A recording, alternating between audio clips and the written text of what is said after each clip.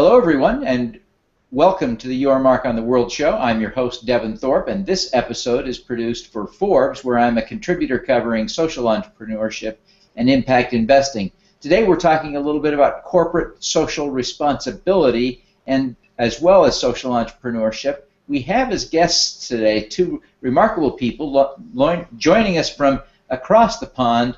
We've got Nigel Stansfield, who is Chief Innovations Officer at Interface, along with Dr. Nicholas Hill, who's a scientist at the Zoological Society of London.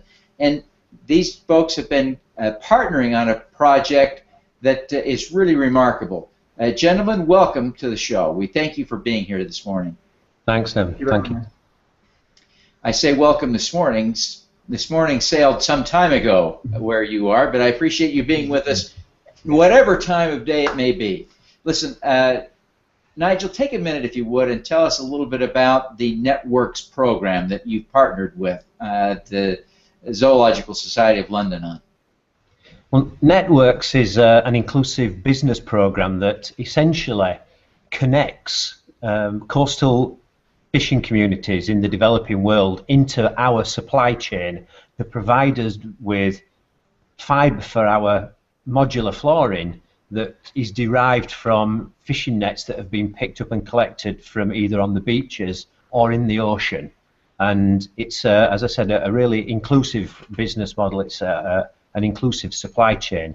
And we have many partners in the supply chain, and one of the key partners is the Zoological Society of London and Nick. And one of the other key partners is our supplier, an Italian company called Aquafil. Great. Now, I want you to go back just a little bit and share us the story, if you would, Nigel, of how this project came to be. The story is slightly long, so I'll give you the edited version. In 2004, so 10 years ago, a colleague and I were discussing how to integrate a social angle into our products. Our products spoke very environmentally sustainably, but didn't speak very socially. So we started to develop the idea of an inclusive business model by developing really three pillars. And the three pillars for the model needed to have renewable or recycled material as the raw material in the product. It needed to have some kind of artisanal or local manufacturing expertise around it, and it needed to clearly demonstrate value throughout the entire supply chain and have the opportunity to develop income for everybody in the supply chain. And we launched that product, actually. We developed a product in India that we launched in our European business in 2007. And it was although it received substantial press around the idea and the concept of sustainable livelihoods and inclusive business, commercially it was quite unsuccessful because by the time it came into the European market it was very niche and it wasn't really integrated into our core product.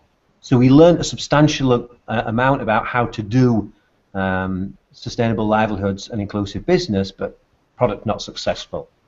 About the same kind of time, our key yarn supplier, as I said earlier, a company called Aquafil, was developing some proprietary technology to take commercial fishing nets and recycle them into carpet fibre.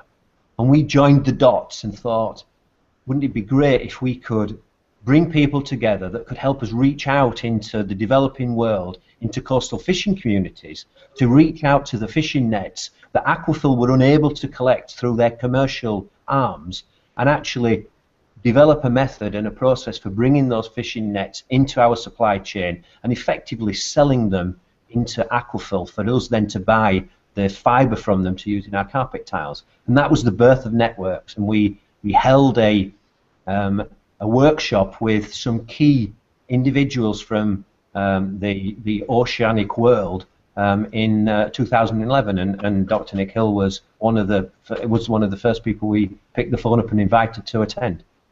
Well, speaking of Nick, Nick, I want to ask you to help us understand the nature of the problem that these fishing nets are creating in the world.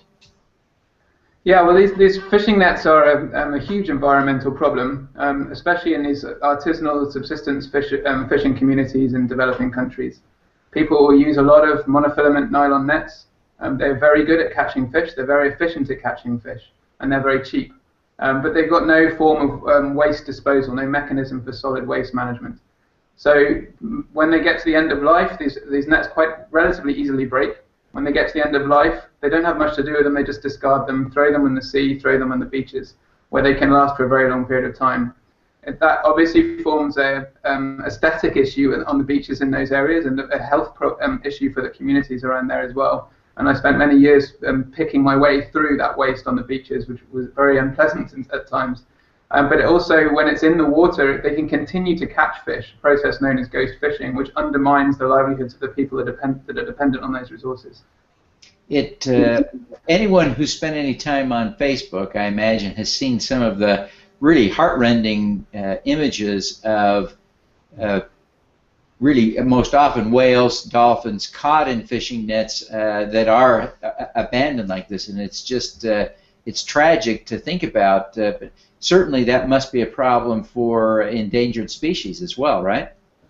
Yeah, it can definitely be a problem for endangered species, and it's a huge waste from all sides, really. There are lots of people, especially in these communities, who are very dependent on marine resources, and in many parts of the world, those marine resources are declining. So if it's fish being caught, people are often not so concerned about the welfare of fish, but many people are concerned about having fish to be able to catch and to eat.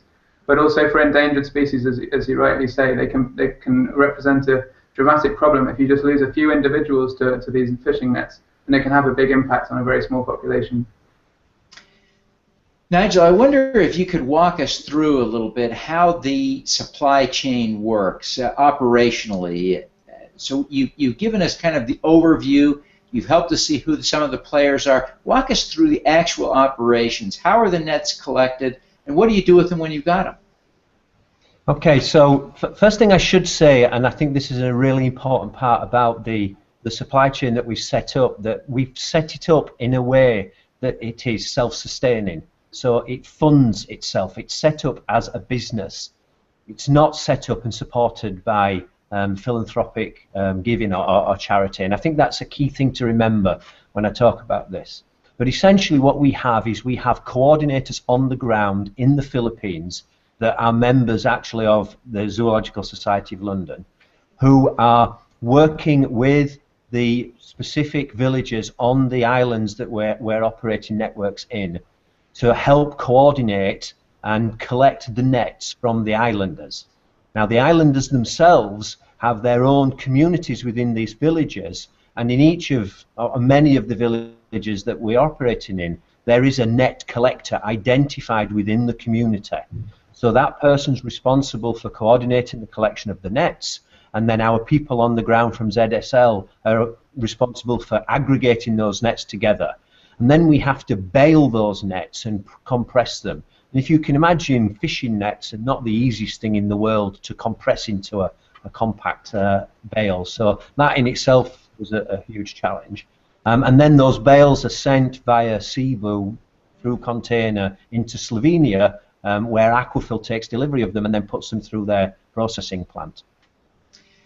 To add to Nigel's point, Devin, as well, that one of the things that's very unique about this, I think, from a conservation perspective, is that most conservation projects themselves rely very much on external sources of funding, and they involve an opportunity cost for the communities themselves involved. So the fact that this program has got a business model behind it, and people are able to sell those nets, make a little bit of income from selling those nets, and it's also able to sustain itself in the long term, is really an innovative and different way of doing conservation. So are the nets in the program typically coming from the fishermen who are taking their old, worn nets and selling them into the program, or are they recovered nets that people are gathering in the coastal areas or from the water? It's a combination, Devin, of all of those things. There are certainly some of the fishermen now that they know that there's the opportunity to recycle the nets and get supplementary income from them, are actually, rather than discarding them, they're selling them into the islanders to these in through these net collectors. But there is also beach cleanups that are organised. There's also island cleanups that are organised by the net collectors and the local communities. And they're also collecting nets, the ghost nets that Nick referred to earlier. They're collecting those from in the ocean. So 3 areas where they're collecting nets from, and different, volumes from each of these areas. Which one is the biggest volume? I think it's too early to say that. I think it's it's still very much in the infancy. We've collected about 85,000 pounds of nets, which is volume-wise a huge amount. And certainly I think the areas where we've been and seen in the Philippines where net collection is taking place, the coastal areas, the nets that Nick referred to about having to step over when you're walking through these villages is noticeably different now. That's great. Does the program have the potential to expand geographically to other areas, or is there something unique about the area where you're working in the Philippines that makes this particularly powerful? Well, it absolutely is going to expand, and I'll pass it on to Nick in a second to explain where. But it goes back to the point we made earlier about this is not supported by charity, or it's not a traditional relationship. The relationship here that we've set up with Interface and ZSL now is one of governance and support around the whole networks program, but the collection we have in the Philippines is self-sustaining now, and that's a very important model. So we've now had the opportunity to use that model to demonstrate value in terms of conservation and in terms of inclusive business models and supply chain, and we've used that to be able to get funding now to take that model elsewhere and to set up new sites that we will set up as self-funding. And we've got one now that we're working on, and Nick's taking the lead on this in Central West Africa, and I'll let Nick tell you about our endeavours in Cameroon. Yeah, as Nigel says, we've managed to set up the business model in the Philippines, and that's now running itself. We're also looking at setting up new hubs in the Philippines itself as well. Obviously, the Philippines is a very large place, and this problem is replicated in other areas around the Philippines as well. But it's certainly not unique to the Philippines. The project that we've recently started in Cameroon, which is funded by the Darwin Initiative, for the setup stages, it tackles very much a similar problem. And the idea is to seek some funding from donors such as Darwin Initiative and others for the initial setup stages in those new places. But after that funding runs out, then the program will be able to sustain itself and continue. Our aim for the next few years is to replicate slowly in a few other countries and learn from those experiences. This might sound quite simple to collect the nets off beaches and put them into a supply chain, but as Nigel was alluding to with the bailing and the shipping, there are many complications to it. So whilst we've got something that we know works in the Philippines, we're trying to learn from that as we go to other places. And from that, we will develop a toolkit, which in 2 or 3 years' time, other partners will be able to take and replicate in other parts of the world.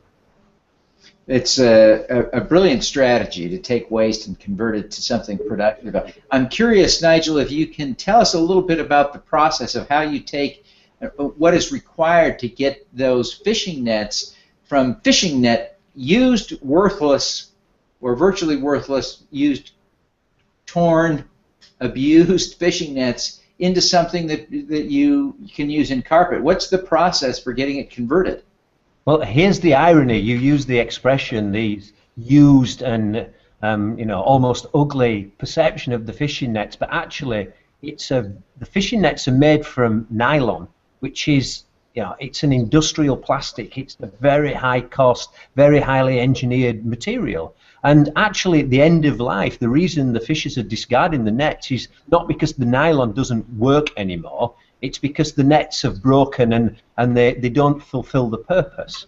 So with our supply partners, Aquafil, they've developed some very clever technology that will take waste nylon materials from a variety of sources like textiles and indeed, as I said earlier, commercial fishing nets, and now from the Networks partnership, and they put it through a chemical process to break the nylon back down into its constitutional raw materials, the beginning building blocks, and then rebuild it back up into what essentially performs and looks like virgin nylon. But obviously it's not from fossil fuel. It's not from, it's not derived from that source. It's derived from a recycled raw material. And that whole process they call the Econil regeneration system. Aquafil refer to it as that.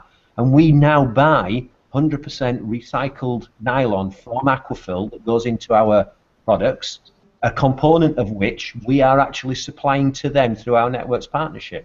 So we've become a supplier to our supplier, which is a very interesting dimension in industry nowadays. Yeah. Well, this is really exciting stuff, and I am so grateful for you both taking the time to be with us this morning to share the story and help us understand the opportunities here, because you really have, Nigel, developed a model for how this can be done productively, sustainably, economically sustainably, and that really is inspiring to think about, because it can scale so much more rapidly when it funds itself, can't it?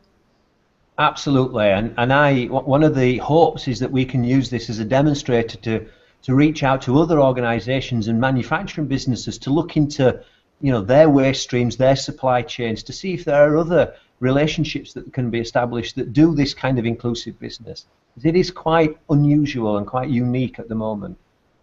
Well, I'm sure there are people who are eager to learn more about the program and who may want to get in touch with you. I wonder, Nick, if you would just take a minute and tell people how they can connect with you or learn more about the program. Certainly. Well, we've got a fantastic website which is put up a month or two ago, so, at www.net-works.com, where you can see some videos on the program, and they can transport you to actually hear from the people themselves who are engaged in the Connect collection itself. And also we're present on Twitter and Facebook at Nets to Carpet, with a number 2 in the middle of Nets to Carpet. Great. Thank you very much. And Nigel, how can people connect with you? Well, you'll see my Twitter handle on the screen now. Obviously, the networks website that Nick referred to is a portal that both ZSL and Interface are operating and running. But also interface.com is our global website. It'll tell you everything about our organisation, help you understand our Mission Zero strategy for environmental and social sustainability. So those are good places to start. You'll find my email address on there in the leadership group as well. Fantastic. Again, Nigel, Nick, thank you very much for joining us today. It's been a real pleasure to meet you and to learn about the programs that you're running. Thank you, Devin. Thank you very much. All righty, let's do some good.